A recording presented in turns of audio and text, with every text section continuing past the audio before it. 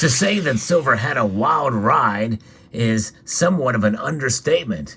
But nonetheless, silver is down. In fact, it's still down dramatically, but you should have seen it earlier. We're going to explain the reasons why and where this metal could go from here as we explore.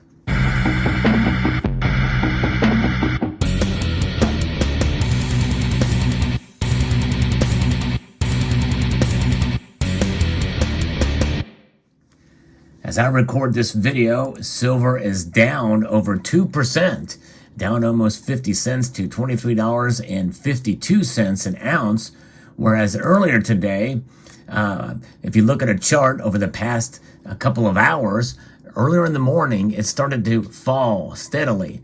And then we saw a dramatic move to the downside in a very short amount of time, a very massive drop, and then it didn't take long, and then we started to see it climb back up fairly dramatically as well. And then it's been on a pretty steady climb up since then. It had lost well over 4% in that time period, and in fact, it bottomed out at around $22.80 for the bid price. Now, that is explained by two words: profit taking, according to the prognosticators and those who analyze these types of things. But we're going to get into an idea of what it possibly could be here as we discuss this a little bit further with what's going on with silver's price today. Kitco has an article that explains some of it. He says they say that after outperforming gold in November and December, the rally in silver has slowed, with prices falling below the $24 per ounce. Some analysts note that after silver's 40% rally from two-year lows in September, the precious metal saw some solid profit taking at resistance at $24.50. The selling pressure comes as the U.S. dollar appears to have found some renewed support after significant selling pressure. The U.S. dollar index is seeing solid support now. In fact, as I record this video looking at the dollar index, it is now at 102.02, up about 0.1%. But nonetheless, what is behind it? Can we just blame this price drop on the dollar index? I don't know. I don't think so, especially when it's profit taking. But the near-term peak in silver comes as many analysts expect prices to continue to push higher. I'm of that mindset as well, too. Commodity analyst at Commerce Bank said that they see silver market pushing above $25 an ounce by the end of the year as investor and industrial demand support higher prices. And I think that's a very conservative prediction. I've predicted $28 an ounce. But what about today's price movement? It was a wild ride for sure. It certainly was a crazy market that we saw with silver's price performance today. And silver made a move to the downside dramatically in such a quick amount of time that you can't help but wonder if something fishy is going on in the markets. This is something that is noted, it is documented, it is here, and it was such a dramatic fall in such a short amount of time. How many of these futures and those that are just decided at once to sell that quickly? It leaves credence to the argument of price suppression, which is a notion that I have been fairly resistant for a number of years on this channel. But seeing what happened today makes you wonder. As quickly as it happened and as quickly as it kind of turned around, it does make you wonder what's going on.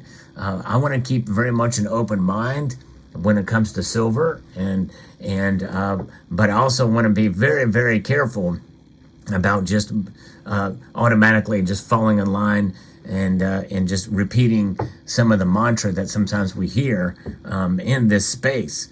So I want to be very careful about it, but at the same time, how else do you explain this? I don't know. If anybody knows, I'm looking for somebody to be that maybe knows a little bit something more about how some of these futures markets work to help explain this. That could be not based off of this idea of manipulation or suppression, but very curious to see what that would be.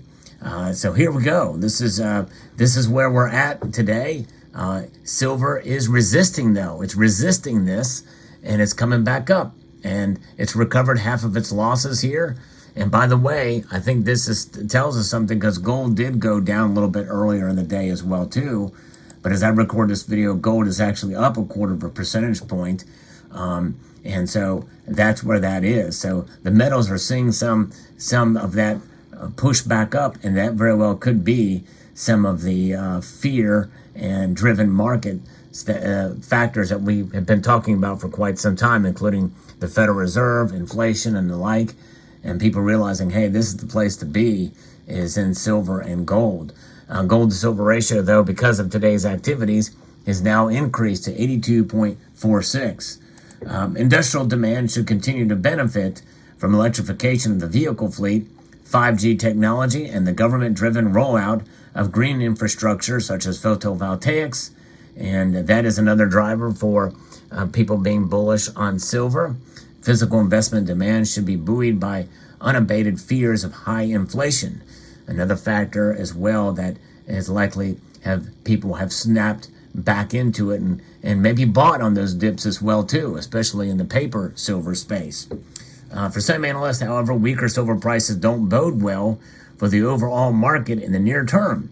Ole Hansen, head of commodity strategy at Saxo Bank, is warning investors that silver could be leading gold prices lower, as the yellow metal has hit solid resistance at around $19.50 per ounce. And that very well could be the case. There's a lot of different factors and things that can weigh on movements of silver and gold on day to day. You can never underestimate the power of natural market forces, folks. And that's something I cannot stress enough. Even if today's massive price dip that we saw can be on account of manipulation or suppression, natural market forces came in and saw that recovering half of its losses today. That is extremely powerful, and that is much more a factor in silver's price than suppression. But all that being said, suppression very well can have a psychological impact, and it has. And by the way, we've seen manipulation in general. I've documented on this channel with regards to JP Morgan especially. But nonetheless, notwithstanding, we are going to continue to see natural market forces push on silver's price. Silver's continued dismal performance relative to gold and copper is raising the risk of a general setback, and that is something that is a concern, especially as we see the ratio now widening to 82 and some change.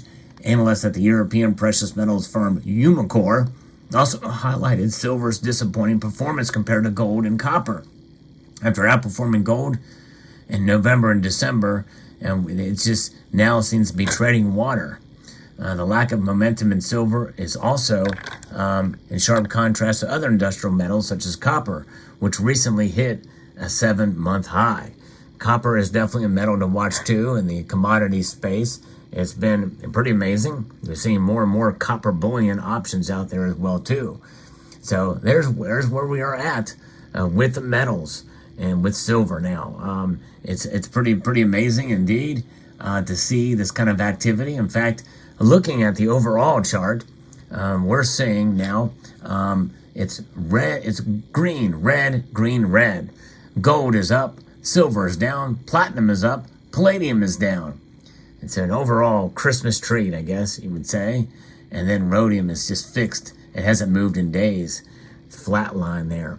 So there you have it. So that's the metals news here for today. Let me know what your thoughts are. What an amazing day it has been in the world of silver, especially to see such a drop so quickly. In fact, I got a lot of alerts from bullion dealers saying, buy the dip, buy the dip. And you know what? It's times like that when you do take advantage, if you can, if you've got the dry powder to make that move, well, that's a good time to get in there and to scoop it up. For me, I didn't have the ability, didn't have the funds, so I didn't make a move in silver when it went down to below $23 an ounce. But nonetheless, what does it mean? It means we should hang on.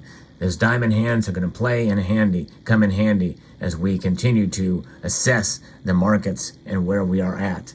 You know, silver is a metal that certainly has frustrated many for quite a number of years. and many people are waiting for the day for it to break out above, $30, which is something we've not seen in a long time. I think that's kind of a magic number because we haven't seen it in 10 years. I talked about that in a prior video, and the actual number, $30 silver. But even notwithstanding, somebody else had made mention that if an all-time high for silver would have to be well over $150, well over, adjusted for inflation. In fact, probably even $200 if you look back. Some estimates based off of inflation rates back in 1980 compared to now. And so silver's got a long way to go.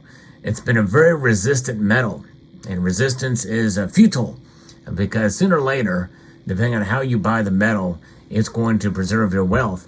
And that's the key. People have got to understand that, it's not about just making a bulk purchase and just sitting on it.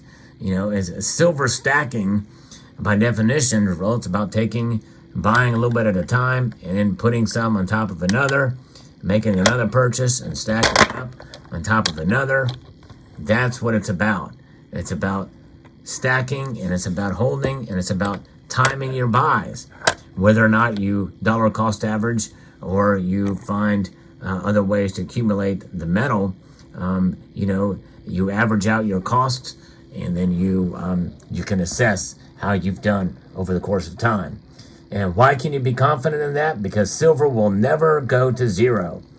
It will never go to zero. It will always stay above a certain amount. And even though it may fall dramatically and even crash, as we saw in March of 2020, good luck finding any silver for that price, because premiums will skyrocket likely if something like that were to happen again.